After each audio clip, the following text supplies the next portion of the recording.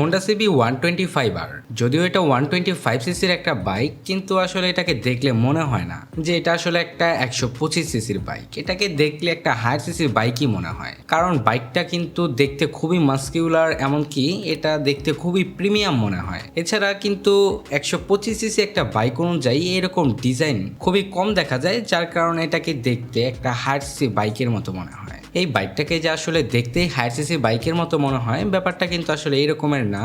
এই বাইকটাতে একটা higher CC bike অনুযায়ী যে সকল ধরনের ফিচার থাকে এই বাইকটার ক্ষেত্রেও আপনারা পাবেন। এই বাইকটার যদি কয়েকটা অ্যাডভান্টেজের কথা বলি, বাইকটাতে আপনারা ডুয়াল চ্যানেল এবিএস পাবেন, যেটা কিন্তু 125 সিসি একটা বাইকের ক্ষেত্রে খুবই রেয়ার ব্যাপার। তাছাড়া বাইকটাতে আপনারা আরও অনেক ফিচার পাবেন, যেটা নিয়েই কথা বলবো আজকের এই ভিডিওতে। এছাড়া বাইকটা কিন্তু বাংলাদেশের মার্কেটেও পাওয়া যাবে, সেটা কিভাবে পাবেন এটা ভিডিওর শেষে বলবো। তো চলুন ভিডিওটা শুরু করা যাক। আর আজকের ভিডিওতে এই বাইকটার প্রাইস, ফুল স্পেসিফিকেশন, ভালো খারাপ দিক বলতে পারেন সবকিছু নিয়েই কথা বলবো। তো বন্ধুরা চলুন ভিডিওটা শুরু করি। আর আপনি যদি বাইক রিলেটেড যে কোনো ধরনের ইনফরমেশন পেতে চান, তাহলে আমাদের চ্যানেলটাকে অবশ্যই সাবস্ক্রাইব করবেন। So let's begin. প্রথমেই কথা বলতে হয় বাইকটার লুকস অ্যান্ড ডিজাইন এবং এর বিল্ড কোয়ালিটি নিয়ে। শুরুতেই বলেছি যে এটা একটা 125 সিসির বাইক, কিন্তু এটাকে দেখলে কোনোভাবেই মনে হয় না যেটা আসলে 125 সিসির একটা বাইক। বাইকটা দেখতে কিন্তু একটা হায়ার সিসি বাইকের মতোই মনে হয়। আর তাছাড়া এটা হচ্ছে হোন্ডা এক্সমোশনের মিনি ভার্সন।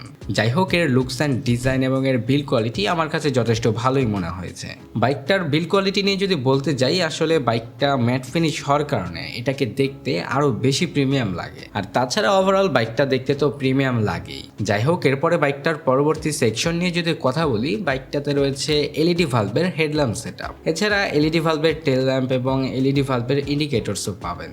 এছাড়া বাইকটার ফ্রন্ট সেকশন নিয়ে কথা বলতে গেলে, বাইকটাতে রয়েছে ইউএসডি অথবা আপসাইড ডাউন সাসপেনশন। সাথে পাবেন 17 ইঞ্চি অ্যালুমিনিয়ামের সাথে 110 সেকশনের টিউবলেস টায়ার, এবং ব্রেকিং সিস্টেম হিসেবে রয়েছে 296 মিলিমিটারের ডিস্ক ব্রেক। এখানে বাইকটার ক্ষেত্রে একটা ভালো দিক হচ্ছে বাইকটার ব্রেকিং সিস্টেমে কিন্তু ডুয়াল চ্যানেল এবিএস রয়েছে, যেটা আসলে 150 সিসির বাইকেও দেখা যায় না। কিন্তু এখানে আপনারা এটা পাচ্ছেন, যেটা কিন্তু খুবই ভালো ব্যাপার, কারণ এবিএস হচ্ছে একটা বাইকের ব্রেকিং সিস্টেমকে খুবই স্ট্রং করে। তো সেই দিক থেকে বাইকটার ব্রেকিং সিস্টেমকে যথেষ্ট ভালোই বলতে হয়।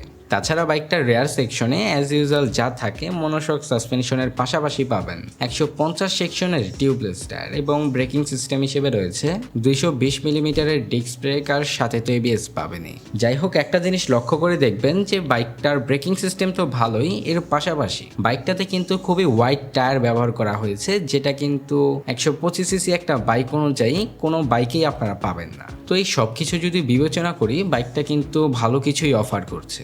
এছাড়া বাইকটার স্পিডোমিটার নিয়ে বলতে গেলে, বাইকটাতে সিঙ্গেল পার্ট হ্যান্ডেলবারের সাথে ফুললি ডিজিটাল স্পিডোমিটার পাবেন, আর যেটা দেখতে কিন্তু পুরোপুরি হোন্ডা এক্সমোশনে যে স্পিডোমিটারটা দিয়েছিল ওইটার মতোই। এখানে আপনারা বর্তমানের সকল আপডেট ফিচারগুলো পাবেন, মানে একটি স্পিডোমিটারে যতগুলো ফিচার থাকা সম্ভব তার সবগুলোই পাবেন। যাই হোক, এরপরে কথা বলি বাইকটার সবচেয়ে হাইলাইটেড পয়েন্ট, অর্থাৎ এটার ইঞ্জিন পারফরমেন্স নিয়ে। বাইকটাতে আপনারা ইঞ্জিন হিসেবে পাবেন 124.9 CC 4 stroke 4 valve single cylinder ডিওএইচসি পিজিএমএফআই liquid কুল ইঞ্জিন। মানে বাইকটার ইঞ্জিন সেকশনও কিন্তু এই সেগমেন্টের বাইক অনুযায়ী একেবারে সেরা লেভেলের বলতে পারেন। এছাড়া বাইকটা ম্যাক্সিমাম পাওয়ার প্রডিউস করে 14.8 বিএইচপি অ্যাট 10,000 আরপিএম, এবং ম্যাক্সিমাম টর্ক উৎপন্ন করে 11.6 নিউট্রাল মিটার অ্যাট 8,000 আরপিএম। এর ফলে বাইকটা থেকে আপনারা টপ স্পিড পাবেন প্রায় 120 কিলোমিটারের আশেপাশে। তারপরে যদি বাইকটার মাইলেজ নিয়ে কথা বলি, বাইকটা থেকে আপনারা মাইলেজ পাবেন অ্যারাউন্ড 45 কিলোমিটারের আশেপাশে। এছাড়া বাইকটার স্পিডকে মেনটেন করার জন্য বাইকটাতে আপনারা 6 স্পিড গিয়ার বক্স পাবেন, যেটা কিন্তু 125 সিসি বাইকের ক্ষেত্রে অত একটা দরকার ছিল না, কিন্তু তারপরও এখানে আপনারা